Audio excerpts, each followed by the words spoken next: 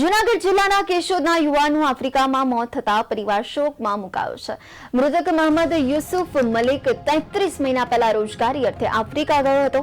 2 સપ્ટેમ્બરના રોજ મોત થયું હતું, જ્યારે 24 સપ્ટેમ્બરે કેશોદ ખાતે ડેડ બોડી પહોંચી હતી। મૃત્યુનું કારણ હજુ સુધી પણ અકબંધ છે। કેશોદ સિંધી શાળા પાસે રહેતા એક મુસ્લિમ યુવક આજથી 33 મહિના પહેલાં આફ્રિકા કમાવા અર્થે ગયેલા હતા। કેશોદના એક એજન્ટ મારફતે એ આફ્રિકા અઝીઝભાઈ નામના એક કંપની ધારક, જે મૂળ ઇન્ડિયાના જ છે, હાલ આફ્રિકાની અંદર કોંગો કિન્સાસાની અંદર એમની ફેક્ટરી છે, ત્યાં આ મોહમ્મદ યુસુફભાઈ મલેક નામના જે યુવાન હતા એ ત્યાં જોબ કરતા હતા।